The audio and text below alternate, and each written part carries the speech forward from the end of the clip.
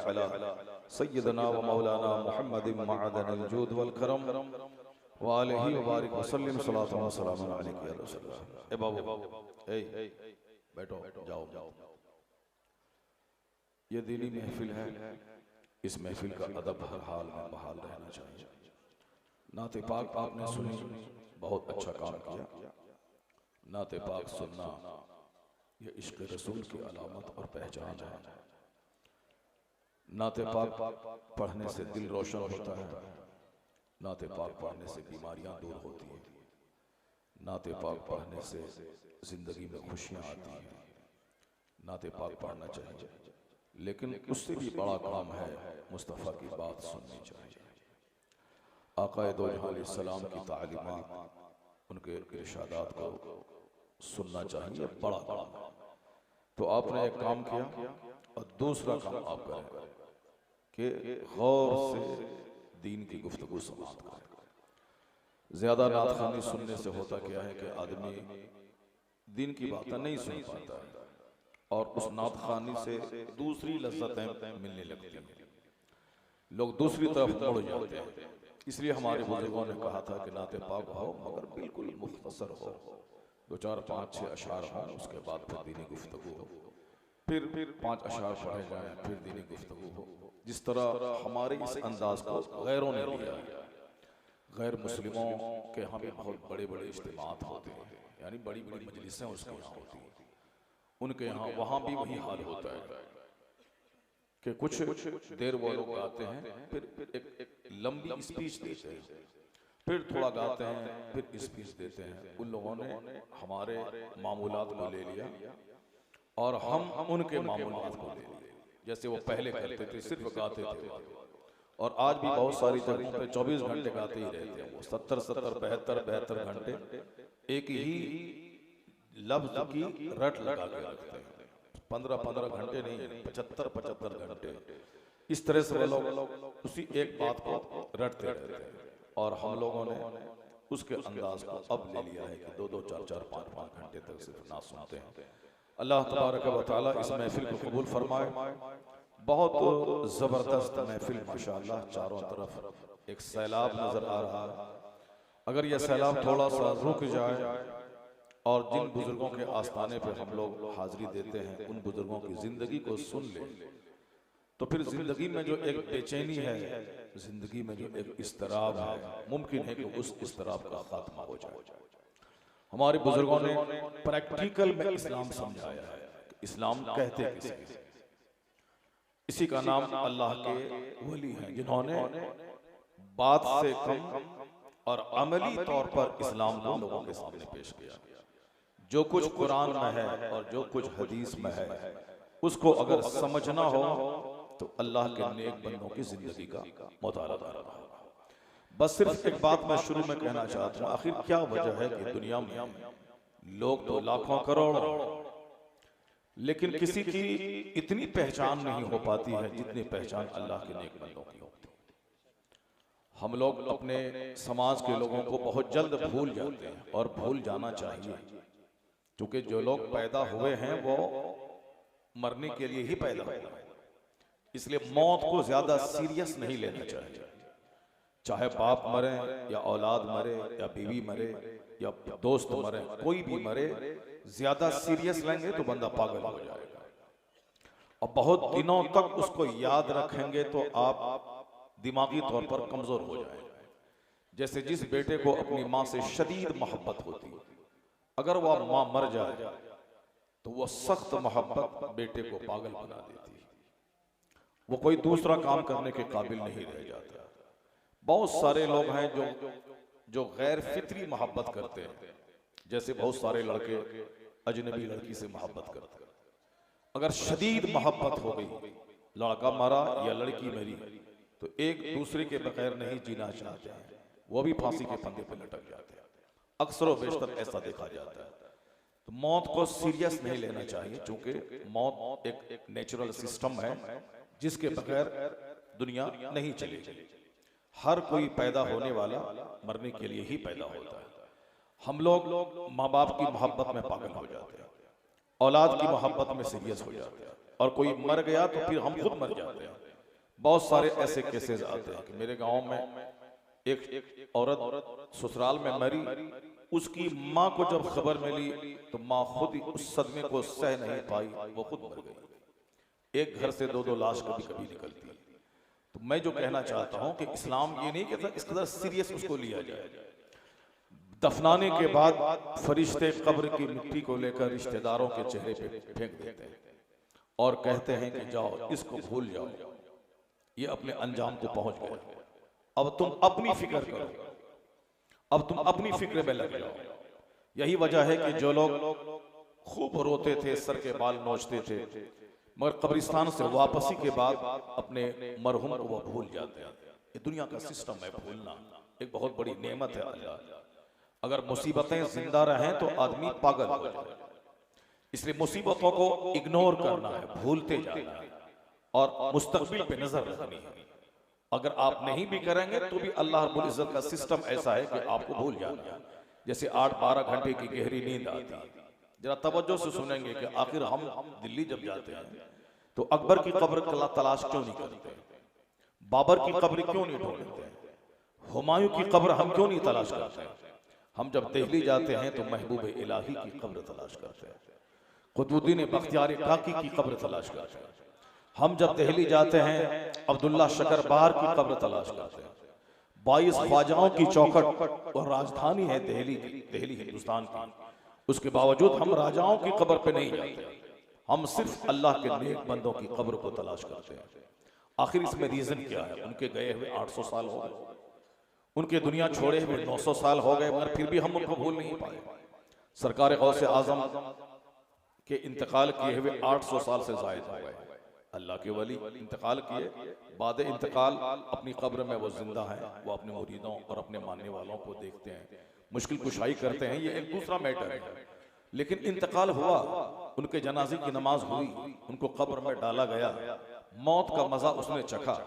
गौसे आजम 800 साल पहले चले गए, लेकिन अब्दुल कादिर जिलानी थे वो अकेले, और आज 50 लाख से ज्यादा लोग, 50 लाख तो मैं कम बोल रहा हूं, करोड़ों लोग ऐसे हैं जो अपने नाम के साथ लफ्ज़ कादरी लिखते हैं। अब्दुल कादिर तनहा थे, लेकिन आज 50 करोड़ की एक टीम है जो अपने आप को कादरी कहती है। उस बगदाद मोहल्ला में कई जमींदार पैदा हुए, बड़े बड़े बादशाह पैदा हुए, लेकिन उसका नाम हम महफिलों में नहीं लेते, जानते तक नहीं, वो सिर्फ तारीख के पन्नों में उनका नाम महफूज है। लेकिन आज गली गली हर जगहों पे गौसे आजम का नाम है, ऐसा लगता है गौसे आजम मेरी जरूरत का नाम है। हम बादशाहों को भूल गए मगर उस अल्लाह के वली को भूल नहीं पाए। उसी तरह हिंदुस्तान में सरकार गरीब नवाज के गए हुए 800 कुछ साल हो गए, लेकिन आज भी करोड़ों लोग उनके मज़ारात पे हाजिरी देते हैं। अकबर, हुमायूं, बाबर ये सब चले गए, आए बादशाह बने चले गए, मगर वो फकीर जिन्होंने अपना वतन छोड़ दिया, पैदा हुए ईरान में, ईरान छोड़ के आ गए हिंदुस्तान, उन्होंने 20 से 25 साल तक इल्म हासिल किया, आलिम बने, हाफिज बने, कारी बने, मुफ्ती बने। फिर उसके बाद अपने पीर मुर्शिद उस्मान हारूनी का बिस्तर 20 साल तक धोया। किसी ने पूछा गरीब नवाज से कि बाबा आप मखदूम कैसे बन गए? कहा कि मैंने 20 साल अपने मुर्शिद का झोला ढोया है, उसी खिदमत ने मुझे मखदूम बना दिया। 20 दिन नहीं, हम लोग तो अगर आज आते हैं जलसे में, लोग आज हाथ चूम लेते हैं, अगर दूसरे दिन क्या मेहमान रह जाएं तो फिर आधी से लेके 75% इज्जत वहीं खत्म हो जाती है। फ्लाइट अगर छूट गई, दोबारा वापस आना पड़ा तो 90% इज्जत वहीं खत्म हो जाती है। वक्ती तौर पर हाथ चूम लेना, वक्ती तौर पर पानी बहा देना, दस्तरखान बिछा के खिला देना, बात कर लेना, ये बहुत आसान है। लेकिन 20 दिन बात करना, 20 दिन मोहब्बत करना, खिदमत करना, ये मुश्किल काम है। 20 महीना और मुश्किल काम, 20 साल तक एक आम मामूली पढ़ा लिखा आदमी खिदमत करे तो ठीक है, जो आलिम भी हैं, मुफ्ती भी हैं, हाफिज भी हैं, कारी भी हैं, सब हैं, और छोटे मामूली हाफिज, कारी, आलिम, मुफ्ती नहीं, जिन्होंने 15 से 20 साल तक अपने अहद के बड़े बड़े उलमाओं के पास रह के इल्म हासिल किया, उन्होंने तमाम उलूम व फनून पर मुकम्मल दस्तरस कंट्रोल हासिल किया। यह एक किताबी इल्म है, और एक है प्रैक्टिकल इल्म, जो कुछ पढ़ा है उसको मुशाहिदा करने के लिए अल्लाह के वलियों की बारगाह में रहना पड़ता है। जो सिर्फ किताब पढ़ के अचानक मस्जिद में इमाम बन जाए, तो ये तो मुमकिन है कि उनको गुस्सा ज्यादा हो, ये तो मुमकिन है कि जब मन के खिलाफ बात हो तो जाहिलों से बदतर वो गालियां देने लगे, ये तो मुमकिन है कि बोले रखो अपनी मस्जिद अपने पास, अल्लाह का मुल्क बहुत बड़ा वसी, हम कहीं चले जाए। ये है जो सिर्फ किताब पढ़ने के बाद फील्ड में आता है, उनकी जबान बहक जाती है, उनकी सोच बहक जाती है। लेकिन जो किताब पढ़ने के बाद अल्लाह वालों की सोहबत में 10 से 20 साल गुजारते हैं और प्रैक्टिकल में इस्लाम देखते हैं, वो गालियां सुन के जगह नहीं छोड़ता है, वो मार खा के जगह पे रह के उन मारने वालों की जिंदगी बदल देता है। क्या बात है, उनके हालात बदल देता है कि किन बुजुर्गों के साथ कौन सा सितम नहीं हुआ। मुझको तो गाली दी गई, लेकिन उन बुजुर्गों को तो मारा गया। जलालुद्दीन सयूती ने 100 बार ख्वाब में अल्लाह का दीदार किया। अल्लाह रब्बुल इज्जत का दीदार करना कोई मामूली बात नहीं। अल्लाह रब्बुल इज्जत का दीदार 100 बार जलालुद्दीन सयूती रज़ी अल्लाह ताला अन्हु ने ख्वाब में किया, अल्लाह का दीदार। और रसूल पाक का दीदार तो गालिबा 70 से 80 बार उन्होंने आकाए दो जहान इस्लाम का दीदार किया। और ये भी रिवायत में आया है कि हुजूर को ख्वाब में ही नहीं बल्कि आलम में बेदारी में देखकर मुस्तफा जान अलैहिस्सलाम से उन्होंने दरस हदीस लिया। उनको उन्होंने कुछ फतवा दिया, मसला बताया, वक्त के लोगों ने उठाकर उनको पानी के गटर में डाल दिया। इतने बड़े जबरदस्त मुजद्दिद थे वो, अपने अहद के मुजद्दिद में शुमार होता है। आज कई 100 साल के बाद उनकी किताबें तमाम मकतबे फिक्र के मदरसों में पढ़ाई जाती है, लेकिन लोगों के मन के खिलाफ बात हुआ, उनको लोगों ने गटर में डाल दिया। वो शेख अपने अहद के शेख के ओहदे पर फाइज थे, उन्होंने उस ओहदे से इस्तीफा दे दिया। इतने बड़े शेख कामिल के साथ लोगों ने ऐसा सलूक किया। मन के मुताबिक बात हो, वाह वाह, आपसे अच्छा कोई नहीं। अब मन के खिलाफ बात हुई तो इतने बड़े शेख जमा को लोगों ने गटर में डाल दिया। इसका मतलब है कि हर अहद में इस तरह के लोग रहे हैं जो नेक लोगों की दस्तबोस्ती करते हैं, उनके पेशानी को भी चूमते हैं, और हर अहद में ऐसे लोग रहते हैं जो नेक लोगों से दुश्मनी करके उनके साथ बदसलूकी की इंतहा कर देते हैं। तो जलालुद्दीन सयूती हौसला हार करके वो किसी जंगल में नहीं चले गए, बल्कि उसी दौर में उन्हीं लोगों के साथ रहे और अपने मिशन पे अमल करते रहे। एक वक्त वो आया कि सारा जमाना उसे मुजद्दिद तस्लीम कर लिया। तो गालियां सुनना और सहना ये बहुत बड़ी बात है। हुजूर आकाए दो जहान इस्लाम की मौजूदगी में सिद्दीक अकबर को लोगों ने गालियां देना शुरू कर दिया। सिद्दीक अकबर रज़ी अल्लाह ताला अफजलुल बशर बादल अंबिया, नबियों के बाद सबसे अफजल बशर हैं सिद्दीक अकबर, सबसे अफजल, सारे नबियों के बाद सबसे अफजल। क़यामत तक जितने लोग आएंगे सबों में नबियों के बाद कोई सुपीरियर जात है तो वो सिद्दीक अकबर की जाती करार है। बहुत सारे लोग अकीदत और खुलू में करते हुए सिद्दीक अकबर का नाम कम लेते हैं और मौला अली का नाम ज्यादा लेते हैं। चूंकि हिंदुस्तान में राफिजियों शियाओं की गवर्नमेंट रही, उनके हाथ में हुकूमत रही, इसलिए उन्होंने फर्जी इमाम बाड़े का रिवाज कायम किया, फर्जी करबला का रिवाज कायम किया, उन्होंने ताजियादारी का रिवाज कायम किया, और उन्होंने इन तीनों खुलफा के नाम को दबा के मौला अली के नाम को खूब गली गली प्रचार किया उन्होंने। मगर अब राफिजियों का दौर नहीं रहा। वह चंद लोग हैं जो अजमेर मोहल्ला में पड़े हुए हैं जो सहाबा को गाली देते हैं, लेकिन वो दौर भी अब खत्म होने वाला है। चूंकि जिन लोगों ने आला हजरत के नाम को मिटाने की ठान लिया था, जो मुजद्दिद आज़म अपने अहद के थे, जिन्होंने उनका नाम मिटाने को ठान लिया था, लेकिन उन्होंने भी आला हजरत की अजमत के सूरज पे धूल नहीं झोंक सका। सब उनसे जलने वालों के गुल हो गए चिराग, अहमद रजा की शम्मा फरोजा आज भी। अलीगढ़ के मॉडर्न किस्म के लोग उनके दुश्मन हो गए, कुछ नहीं बिगड़ सका। नदवा सहारनपुर के लोग उनका नाम नीचा करना चाहे मगर नहीं नीचा कर पाया। यहाँ तक कि जो लोग नमाज रोजे से हटकर सिर्फ फातिहा, मिलाद, संदर, चादर, गागर उसी को दीन समझे हुए थे, उन लोगों ने भी रजा की मुखालफत की, मगर उनकी मुखालफत से भी कुछ नहीं हुआ। आज अमेरिका में रजा है, यूनिवर्सिटी में रजा है, आज ऑक्सफोर्ड में रजा है, प्रिस्टीन में रजा है, पूरी दुनिया में रजा है। मदरसे ही में नहीं, यूनिवर्सिटीज और कॉलेज में रजा है। ऐसा लगता है कि फाती रजा की कोहे हिमाला रजा का है, जिस सन तो देखिए वो इलाका रजा का है। नारे तकबीर, ये अजमेर के चप्पल चोर मुजावी, ये क्या रजा का नाम हटा पाए? चप्पल चोरी कर अपना पेट पाल, मोबाइल चोरी कर अपना पेट पाल, औरतों के पर्स की चोरी कर अपना पेट पाल। रजा से मुकाबला मत करना। ये चप्पल चोर, ये दूसरों के पर्स पे नजर डालने वाला, ये मुसाफ चादर बेचकर फूल बेचकर खाने वाला, ये रजा को आंख दिखलाता है। रजा का बेटा चादर नहीं बेचता है, चादर वो बेचता है जो जाहिल रहता है। रजा का बेटा किताब लिखता है, फतवा लिखता है, मजहब की खिदमत करता है। रजा ने 1000 के करीब किताबें लिखी है। जब तक दुनिया रहेगी और जब तक मदरसा जिंदा रहेगा। जिंदाबाद, नारे तकबीर, बहुत अच्छे, नारे रिसालत। रजा का बेटा फतवा देता है, किताब लिखता है, वो चादर नहीं बेचता।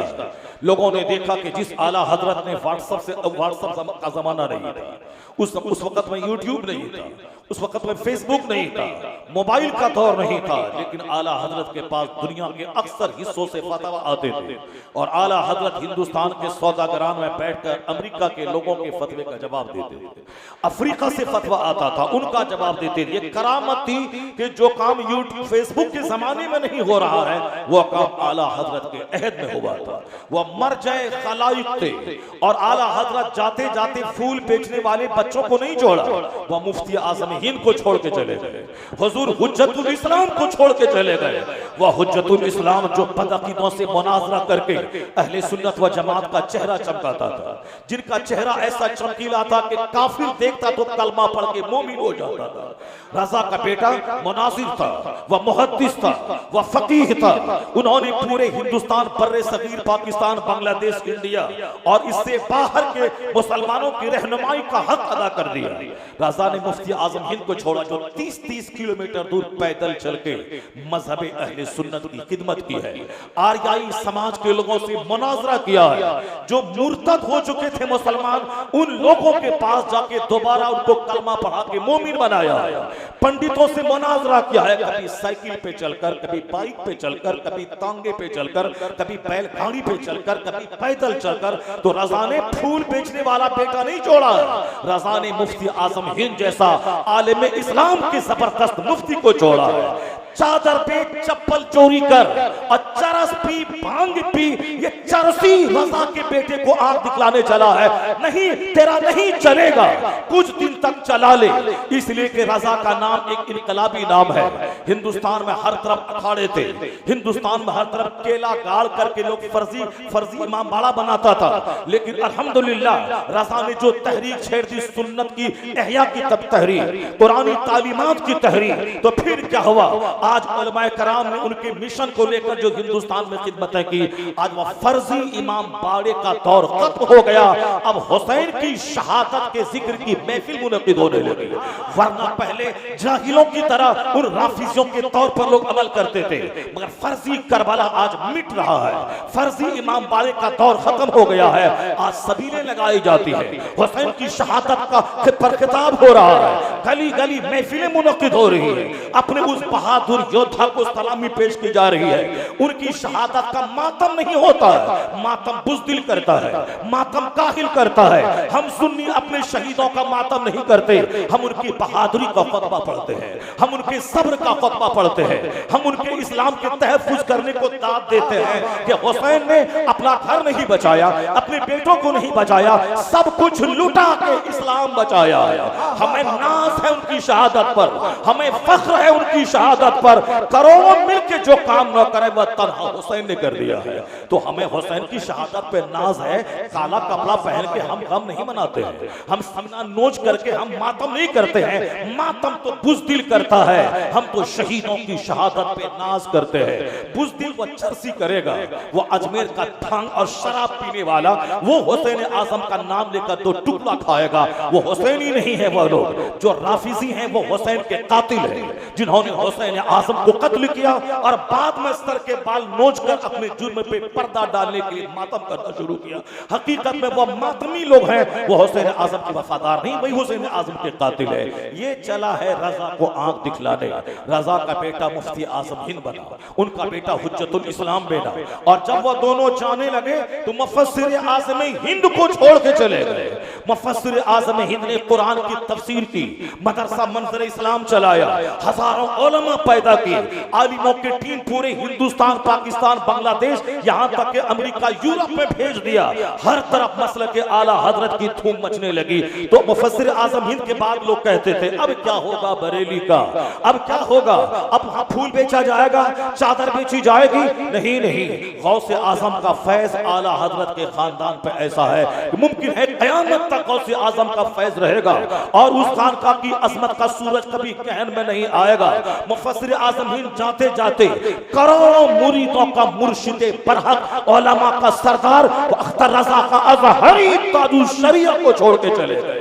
वो सरकार ताजुल शरिया जो हिंदुस्तान नहीं पूरी दुनिया में सुलह कुलियत का खात्मा करने के लिए का बीड़ा उठाया, जिन्होंने मसले के आला हजरत का चेहरा चमकाया।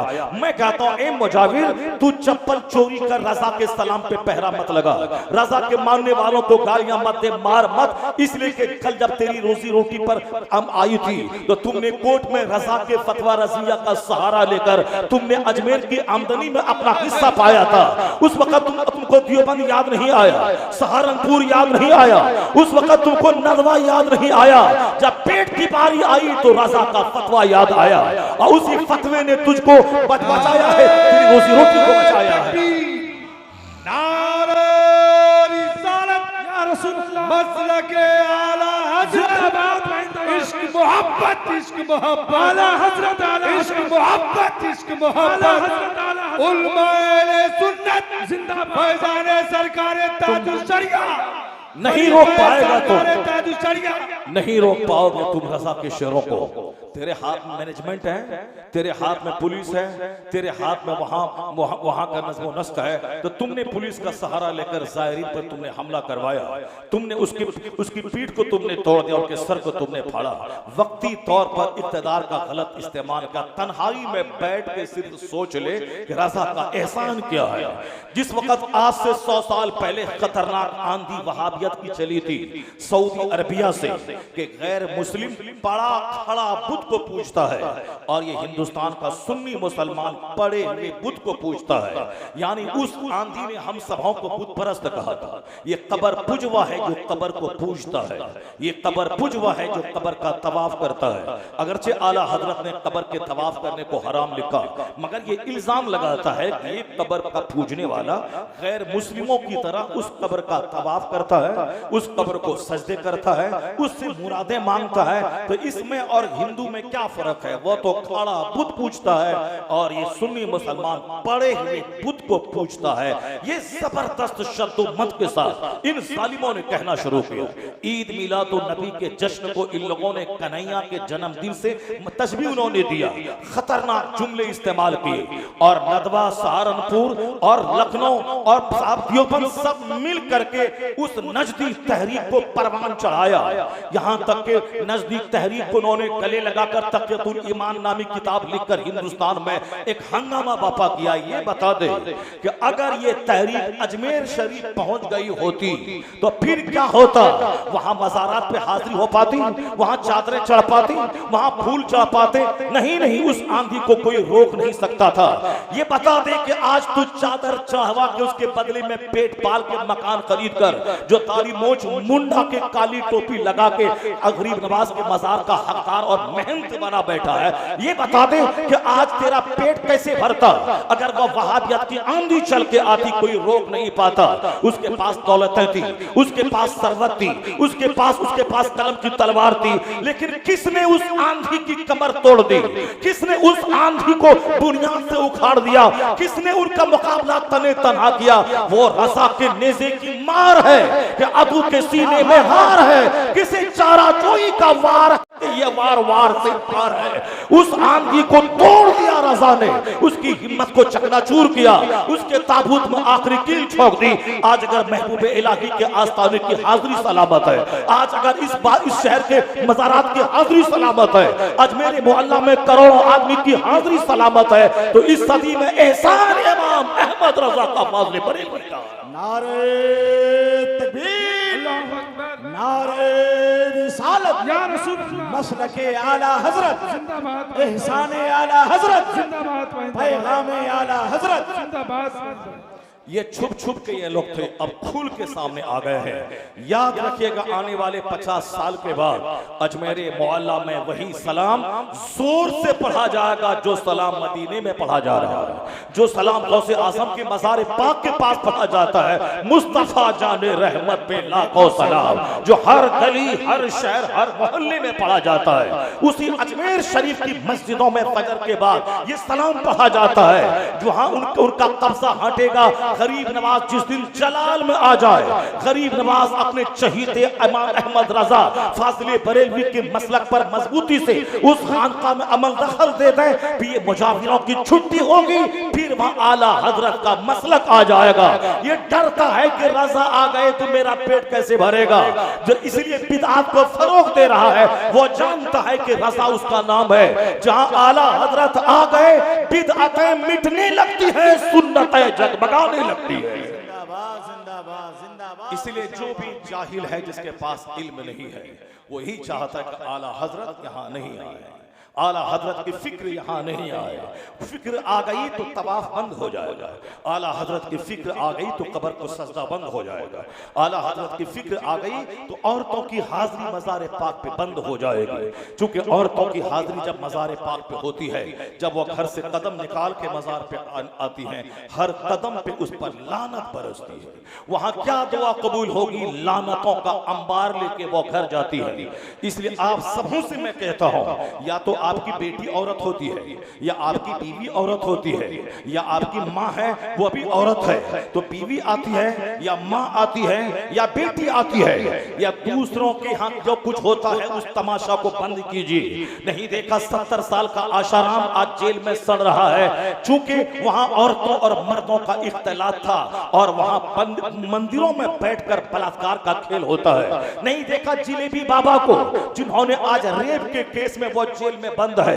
नहीं देखा आपने वो गुरमीत सिंह जो राम कहलाता है पंजाब का, 250 एकड़ जमीन पे आश्रम बनाया था, जहां मस्तियां होती हैं, जहां अल्लाह का डर नहीं होता है, वहां धर्म के नाम पे बलात्कार होता है। वो बलात्कारी भी जेल में है और ये 70 साल का बूढ़ा वो भी जेल में है, जिलेबी बाबा भी जेल में है। आए दिन लगातार 4-5 साल से सुन रहे हैं कि फला बलात्कारी आने वाली जो उनका पांव चूम रही थी, उस बलात्कारी को उसके साथ उन्होंने बलात्कार कर लिया, यानी शिष्या के साथ जो उसके पास शिक्षा लेने आई थी उसके साथ बलात्कार किया। मगर अल्हम्दुलिल्लाह, अल्लाह का शुक्र है, कभी नहीं सुना होगा कि मस्जिदों में ऐसा तमाशा होता है, कभी नहीं सुना होगा खानकाहों में ऐसा तमाशा होता है। अगर कैसा कभी कभार हो जाए करोड़ों में कोई एक केस, ये मीडिया वाला सर पे आसमान उठा लेता है। क्या इस्लाम यही सिखाता है क्या? क्या इस्लाम यही कहता है क्या? क्या इस्लाम ऐसा करने को बोलता है क्या? वहां नहीं पूछता है क्या हिंदुइज्म ऐसा कहता है क्या? क्या हिंदुत्व ये सिखाता है क्या? क्या रामायण महाभारत ये बोलता है क्या?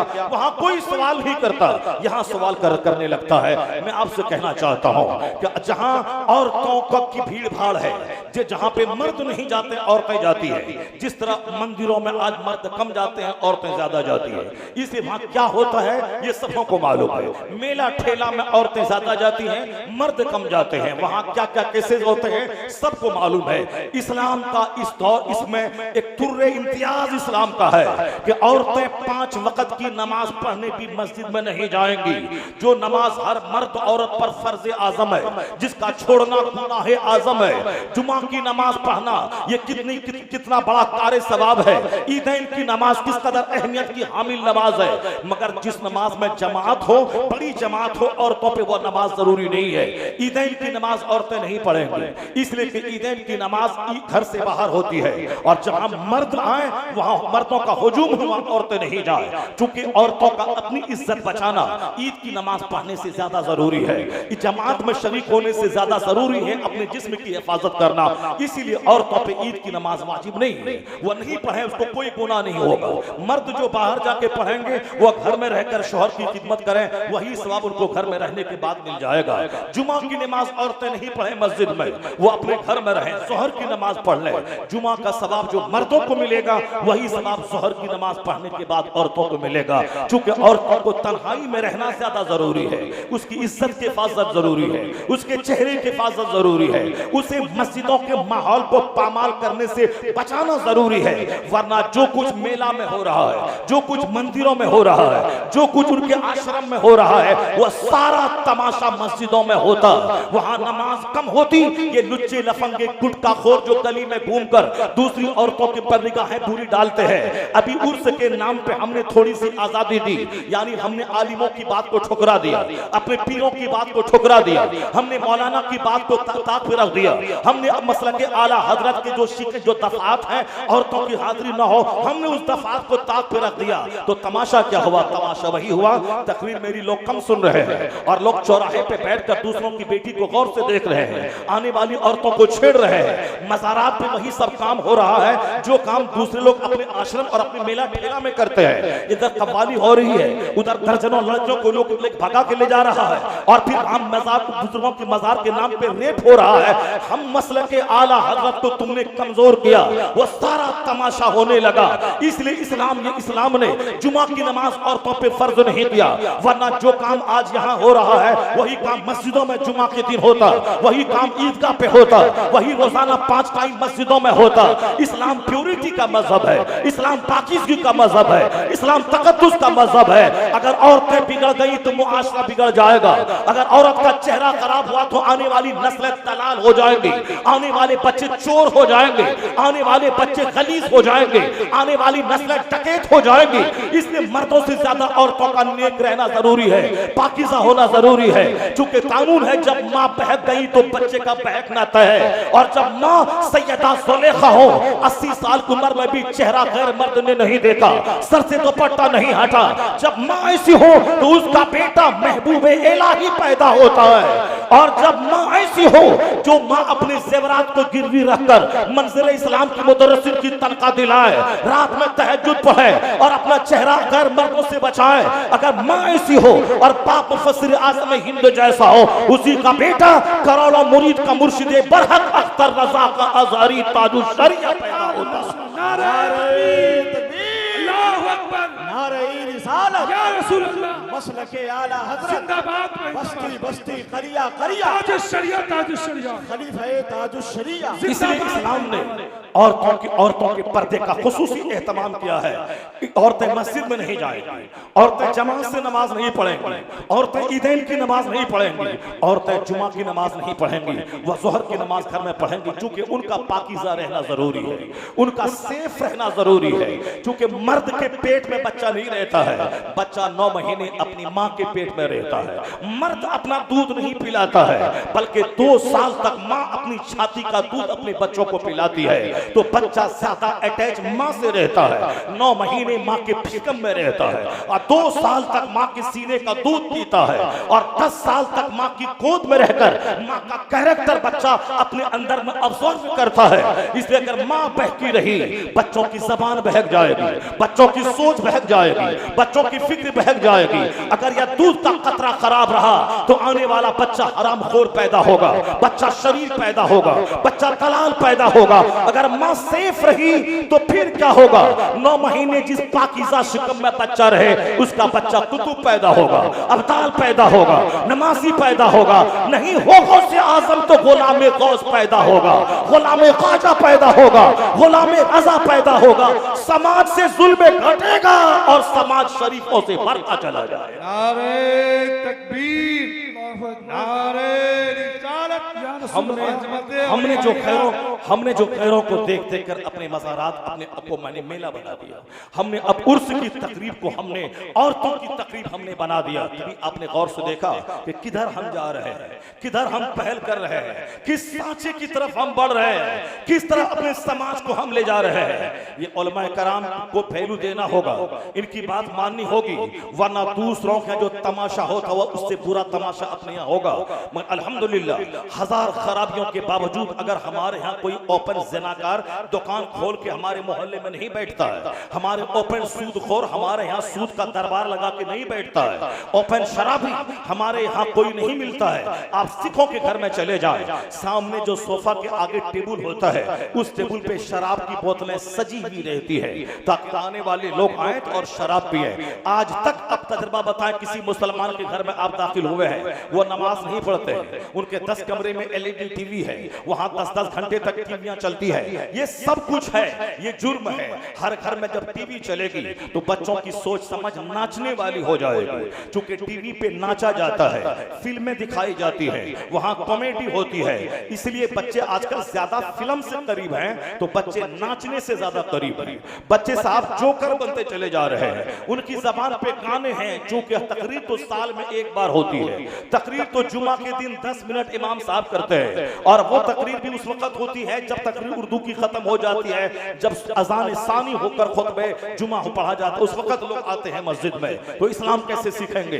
हमारे बच्चे कैसे जानेंगे कि कुरान में क्या है, हदीस में क्या है? हमारे बच्चे अटैच फिल्मों से रहते हैं, इसीलिए वो 24 घंटे फिल्म देखकर उनके दिमाग में नाचना, उनके दिमाग में गाना गाना, उनके दिमाग में खेल तमाशा, यही सब हो रहा है। हमारे यहाँ डांस के क्लासेस अब लग रहे हैं, हमारी बेटियां अपने बाप के साथ उस डांस के क्लास में जा रही है, और डांस सीखने के बाद फिर उसका मुकाबला होता है, उस मुकाबले में जीतने के बाद इनाम मिलता है। और जो नाचने की प्रैक्टिस कर रही हो तो शादी के बाद वो अपने सारे ससुराल वालों को नचाती रहती है, और फिर वहां नाच का तमाशा होता है, यानी शौहर के साथ नाच, शौहर की बीवी के, शौहर की मां के साथ नाच, पूरे घर के लोगों को नचा के रख देती है। अंजाम तलाक पर, अंजाम तकरार पर, अंजाम गाली गलौज पर, अंजाम बूढ़े माँ बाप को छोड़कर तन्हाई में अपना घर बसाने पर, यही अंजाम हो रहा है। चूंकि बच्चा फिल्म से ज्यादा करीब रहता है, बच्चा न आलिमों को देखा, न खुतबात को देखा, न दीनी गुफ्तगू को सुनता है, उसके दिमाग पे असर कैसे पड़ेगा? इसलिए आज जरूरत है कि अपने बच्चों के सामने रोजाना 10 मिनट अपने घर में दीन सिखाया जाए। हमारे बच्चे हाथ में धागा बांधते हैं, क्या किसी मौलवी ने धागा बांधा? क्या किसी आलिम ने धागा बांधा? क्या किसी बुजुर्गों के बारे में हमने सुना उन्होंने धागा बांधा? ये अजमेर का मुजाविर चंद सिक्का हासिल करने के लिए वो दूसरों के हाथ में धागा बांध देता है, और उससे कहता है पैसा लाओ। सारा हिंदुस्तान अजमेर जाता है गरीब नवाज से मांगने के लिए, उनके वसीले से अल्लाह से मांगने के लिए, और वहां के मुजाविर गरीब नवाज से नहीं, वो आने वाले जाहिर से उसको धागा बांध के उससे 10 रुपए मांगता है। यह जाहिरीन से 10 रुपए मांग के पेट भरने वाला, उसकी सोच कितनी खतरनाक होगी, उसका दिल कितना काला होगा, वो क्या जाने गरीब नवाज कौन है। हम सारा हिंदुस्तान गरीब नवाज के वसीले से अल्लाह से मांगने जाते हैं। गरीब नवाज ने कभी धागा बांधा, न उन्हें पांव में कभी कड़ा पहना, न गरीब नवाज ने कभी गले में सिकरी और गले में हार पहना। ये हमारे बच्चे जो आज पहन रहे हैं गले में चैन, हमारे बच्चे पहन रहे हैं सोने की अंगूठी, हमारे बच्चे फटा हुआ पैंट पहन रहे हैं, गले में चैन पहन रहे हैं, हाथ में धागा बांध रहे। उससे पूछा जाए किसी मौलाना को देखा, किसी मौलवी ने खिताब में कहा, किसी पीर साहब ने कहा, किसी किताब में ऐसा है, हदीस कुरान में ऐसा है? नहीं है। तो किसको तुमने देखा? वो बोलेंगे हमने धोनी को देखा, हमने सलमान को देखा, हमने पठान शाहरुख खान को देखा, हमने साहब सलमान खान को देखा। तो हमारे बच्चे जिनको देखते हैं उसी की नकल कर रहे हैं, उनको उनकी नकल कर रहे हैं। तो जिसकी नकल करके तुम इंजॉय करना चाहता है, जिसकी तरह धागा बांध कर तुम जिंदगी में ऐश चाहता है, अपने बच्चों को आप बता दें कि जिसकी नकल करके तुम इंजॉय करना चाहता है, जिंदगी में मस्तियां हासिल करना चाहता है, उनका अंजाम तुमने देखा। सुशांत सिंह राजपूत करोड़ों रुपए लेकर फिल्म में साइन करने वाला, बंबई के पौष इलाके में घर में रहने वाला, करोड़ों की कार पे चलने वाला, जिनके फॉलोवर हिंदुस्तान में है, जिनको देख के लोग धागा बांधते हैं, जिनको देखकर लोग गले में चैन पहनते हैं। हम चिल्लाते हैं कि धागा मत बांध, काफिरों से मत मुशाबहत कर। हम चिल्लाते हैं कि सोने की अंगूठी पहना मर्द के लिए हराम है, मगर मेरे बच्चे नहीं मानते। मैं कहता हूं कि गले में सिकरी मत पहन, ये हराम है, मगर मेरे बच्चे नहीं मानते। मैं कहता हूं कि पांव में लोहे का कड़ा मत पहन, ये हराम है, मगर मेरे बच्चे नहीं मानते। क्यों? उनको जिंदगी में एंजॉय करने के लिए फिल्म के एक्टर की पैरवी करनी है, क्योंकि 24 घंटे घर में टेलीविजन चलते हैं, इसलिए उस टेलीविजन में उन फिल्मों उन एक्टर को दिखलाया जाता है, जिसको देखने के बाद बच्चों को लगता है मैं ऐसा ही पैंट पहनो, मैं ऐसा ही धागा बांधो, मैं ऐसा ही चैन पहनो। तो जब आप अपने घरों में फिल्म एक्टर का कल्चर रखेंगे तो बच्चों की सोच तो वैसी हो ही जाएगी। आपने अपने घर में बोला मौलाना के चक्कर में मत पढ़ना, मौलाना के चक्कर में पढ़ेगा तो चेहरे पे जंगल रखवा देगा, मौलाना के चक्कर में पढ़ेगा तो सर पे टोपी पहनवा देगा, मौलाना के चक्कर में रहा तो 5 टाइम दौड़ दौड़ के मस्जिद जाना पड़ेगा, फिर तुझको कोई बेटी नहीं देगा। चेहरे पे जंगल आया, कोई बेटी नहीं देगा। यहाँ तक कभी एक हफ्ता पहले एक हाफिजी जो दिल्ली के एक जबरदस्त मदरसे में एक जबरदस्त मुदर्रिस हैं शोबे हिफ्ज के, वो बोलने लगे हजरत मेरी उम्र 27 साल है, कोई अपनी बेटी देने को तैयार नहीं है। मैंने अपने से गिरे हुए खानदान में रिश्ता भेजा ताकि उसकी बेटी वो बेटी मुझको दे दे जो हमारे सामने कुछ नहीं हैसियत रखता, मगर उन्होंने मुझको रिश्ता नहीं दिया कि मौलवी की कमाई कम है और फिर यह मौलवी के चेहरे पे दाढ़ी है। इस तरह की सोच लगातार हिंदुस्तान में बढ़ती चली जा रही है। तो अगर कल बच्चा आपके सीने पर बैठ कर आपको मारने लगे, वो अपनी सास का गुलाम हो जाए, वो अपनी साली के पीछे भाग जाए, वो अपनी बीवी को लेकर बंबई में दुनिया बसा के आपने जमीन बेचकर इंजीनियर बनाया और वो आपसे मिलने के लिए नहीं आए, इसके जिम्मेदार आप होंगे कि आपने आलिमों के बच्चों के दिल में नफरत पैदा किया है, आपने फिल्म के एक्टर की मोहब्बत पैदा की है, आपने फिल्म का चर्चा किया है, क्रिकेट का चर्चा किया है, आलिमों को गाली दी है आपने। ये मस्जिद का मौलवी हमारे टिफिन पे जिंदा रहता है, ये मदरसे का मौलवी ज़कात व खैरात पे जिंदा रहता है, तो बच्चों के दिमाग में आलिमों की नफरत तो आ ही जाएगी। वो तो आलिम का चेहरा देख के चिढ़ेगा, वो तो अपने चेहरे पे दाढ़ी रखने को साहब इज्जत के लुट जाने का जरिया वो समझेगा। अगर आज जो कुछ सुलूक हो रहा है इसमें हमारा 100% हिस्सा है कि मैंने बच्चों को आलिम से करीब नहीं किया, इल्म से करीब नहीं किया, और जिन लोगों ने आलिमों से करीब किया उन्होंने अपने बेटे को कुछ नहीं दिया, किराए के मकान में छोड़ के बाप मर गया, उसका बेटा बाप की कब्र पे जाके कहता है माबूद मेरे इस बाप को तू बख्श दे। रात में रो रो के आंसू बहा के दुआ करता है जिसने जमीन और मकान तो नहीं दिया है, अलबत्ता हमें ईमान की दौलत देके गया है, अखलाक की दौलत देके गया है। वो बाप का पांव चूमता है, उसकी पेशानी बोसा देता है। जहां आलिमों के प्रति नफरत है वहां बच्चों में आवाज़ी है, और जहां आलिमों को सम्मान दिया जाता है वो बच्चा इंजीनियर बनने के बाद भी मजहब से करीब रहता है, क्योंकि आलिमों का चर्चा उसकी सोच को बदल देता है, आलिमों की सोहबत उसको पॉजिटिव सोच अता कर देती है। तो आलिम नफरत की चीज नहीं है, आलिम मोहब्बत करने की चीज है। आलिमों का चर्चा रोजाना घर में होना चाहिए। मैं कहना चाहता हूँ काफिरों के यहाँ शराब की बोतलें सजाई रहती है, पर हमारे यहाँ नहीं है। क्यों? इसलिए कि हर जुमा के दिन हमको शराब की मजम्मत करने वाला आलिम मौजूद है जो हमें बताता है कि शराब की एक बूंद हराम है, अगर बदन के अंदर डाल लिया तो 40 दिन तक कोई सजदा कबूल नहीं होगा, कोई दुआ कबूल नहीं होगी। उसी हालत में अगर मर गया तो सीधे जहन्नम जाएगा, जन्नत की खुशबू तुझ पर हराम हो जाएगी। आज दूसरी कौमों के मुकाबले में शराब मेरे यहाँ कम है, क्योंकि हमारा टोकने वाला आलिम मौजूद है, हमें शराब की मजम्मत करने वाला आलिम हमारे सामने मौजूद है, शराब के नुकसानात बताने वाला आलिम हमारे सामने मौजूद है। और इसका एतराफ सारी दुनिया को है कि टोकने से, नसीहत करने से, वाज करने से, समझाने से ही आदमी की टेंडेंसी बदलती है, आदमी का रुझान बदलता है। नहीं देखा आपने बिहार में शराब पर संपूर्ण पाबंदी है, उसके बावजूद जहरीली शराब पीने से सैकड़ों लोग मर गए। अब पर ऐसा बनाया जा रहा है कि शराब की पाबंदी हटा दी जाए, क्योंकि पाबंदी होने की वजह से शराब की काला बाजारी बढ़ गई, चोर दरवाजे शराब को महंगी बना के लोग बेच रहे हैं। अब नीतीश जी कहते हैं मैं पब्लिक के बीच जाऊंगा, पब्लिक के बीच जाके उनकी मानसिकता बदलूंगा, उनसे कहूंगा कि शराब पर पाबंदी बरकरार रखी जाए या पाबंदी को हटा दिया जाए। मैं नुकसानात बताऊंगा, यानी सोच बदलूंगा, लोगों की मानसिकता बदलूंगा। तो जो सोच बदलने का काम नीतीश कुमार तबाही का तमाशा देखने के बाद कर रहे हैं। जहरीली शराब से हजारों लोग मर गए, अब वो कहते हैं कि पुलिस की मौजूदगी में शराब की कालाबाजारी हो रही है, कचहरी की मौजूदगी में लोग शराब पी रहे हैं, चारों तरफ स्टेट में नाकाबंदी है, फिर भी शराब आ रही है, लोग पी रहे हैं, ऑफिसर पी रहे हैं, मंत्री पी रहे हैं, पुलिस वाले पी रहे हैं। हम अपने हाथ में ताकत रखने के बावजूद रोक नहीं पाए, तो अब जब डंडे से नहीं रोक पाए, अब हम लोगों के सामने वाज करेंगे, लोगों को समझाएंगे, लोगों की मानसिकता बदलेंगे।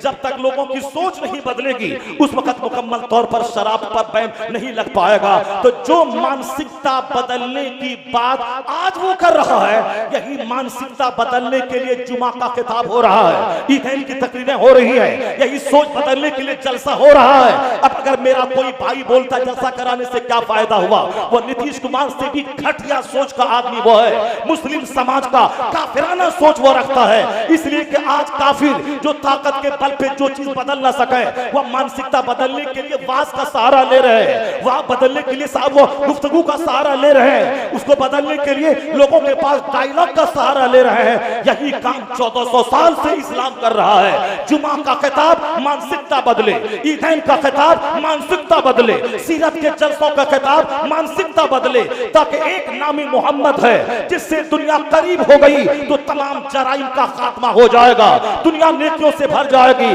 उससे हटकर न्यूटन को मान के दुनिया ने देख लिया, आइंस्टाइन को मान के देख लिया, अल्फ्रेड नोबेल को मान के देख लिया, गांधी नेहरू को मान के देख लिया, क्राइम का ग्राफ ऊंचा होता रहा। अगर मुस्तफा के करीब लोग आ जाएं, सारी समस्याओं का समाधान निकलता चला जाए। अल्लाह अल्लाह अल्लाह, क्या खिताब फरमा रहे हैं हजरत। जिंदाबाद जिंदाबाद। हमें तो बहुत पुरजोर तरीके से इस्तकबाल करना चाहिए। नारे तकबीर, दोनों हाथों को उठाइए। नारे रिसालत, उर्स मुकद्दस, मसलके आला हजरत, हजरत अल्लामा मुफ्ती शहरयार रजा साहब किबला। ये बात सिर्फ मैं नहीं कहता, जितना ज्यादा आप मुताला करते जाएंगे आप दुनिया की मुफक्किरीन का, तो आपको पता चलेगा किस कदर उन्होंने इस्लाम को महत्व दिया है। जो बात मैंने आपसे कही है कि हुजूर से जब तक दूरियां बढ़ती रहेंगी, समाज में कत्ल होगा, समाज में सिनाकारी फैलेगी, समाज में शराबनोशी फैलेगी। इसी के ताल्लुक से यूरोप का एक दानिश्वर है डॉक्टर बर्नार्ड शाह, जो एक करोड़ों पढ़ों लिखों पे भारी है। हिंदुस्तान के लुच्चे लफंगे जो लड़ाने की बात करते हैं, जो नफरतों की बात करते हैं, जो मोहब्बत नाम की कोई चीज जिसके पास नहीं है, वह इस्लाम के पैगंबर को गाली देकर अपने कलेजे को ठंडक पहुंचाना चाहते हैं। वो क्या जाने कि इस धरती का सबसे नफीस तरीन इंसान मोहम्मद अरबी की जाते गिरामी है, जिनका नाम लो तो जबान से शहद की तरह रस घोलने लगता है, जिनके नाम में मोहब्बतों और प्रेम का सागर छुपा हुआ है, और ये नफरतों की बोली बोल के उनको गाली देता है, सिर्फ इसीलिए ताकि वो कुत्ते की तरह वह भौंके और दो टुकड़ा उसको मिल जाए। यह कुत्ता सिर्फ भौंकना चाहता है ताकि अपनी पार्टी में उसका कद ऊंचा हो जाए, उसको टिकट मिल जाए, वह प्रधान बन जाए, मिनिस्टर बन जाए। इसीलिए उसको सिर्फ दो टुकड़ा के लिए नबी को गाली देता है, नबी मोहतरम की शादी को टारगेट बनाता है। वरना वो क्या 1400 साल के अंदर में किसी ने भी हुजूर की शादी को लेकर उसको ऐब नहीं समझा।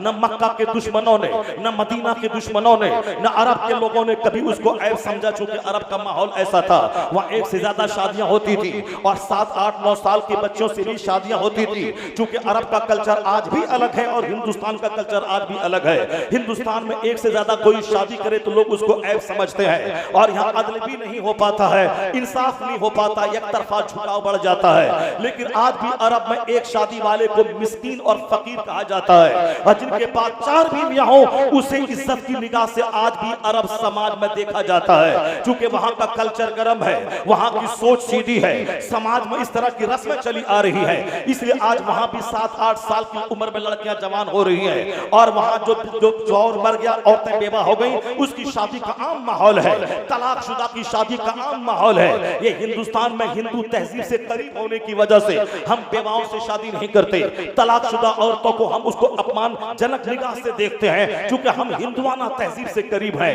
अरब में बेवा औरतों से शादी करना फख्र की बात है, तलाकशुदा औरतों से शादी करना एक आम बात है, एक मर्द की 4 शादी करना आम बात है। तो अरब में मुस्तफा पैदा हुए थे, हुजूर अरबी है, हुजूर मक्की है, हुजूर मदनी है। ये साबित बता दे कि जिस समाज के लोगों ने हुजूर को मजनू कहा था, इस्लाम की दुश्मनी की, उसने इस शादी के मामलात को लेकर कभी टारगेट नहीं बनाया कि इन्होंने ऐसा काम कर लिया, चूंकि वो ऐन समाज की तहजीब के मुताबिक वो काम था, इसलिए कभी उसको ऐब नहीं समझा। मगर 1400 साल के बाद हिंदुस्तान के लोगों के चंद लुच्चे लफंगे उसको ऐब समझने लगे, हिंदुस्तान के चंद लुच्चे लफंगे उसको ऐब समझने लगे। मतलब सिर्फ यही है ताकि हम झूठ बोले और हमारा कद ऊंचा हो, तब टिकट मिल जाए। मगर अल्लाह है, सब कुछ देख रहा है। वह वसीम नामी मुर्तद काफिर, वो कुरान के खिलाफ बोला था कि भाजपा में उसका कद ऊंचा हो जाए। उन्होंने नरसिंह के पास जाकर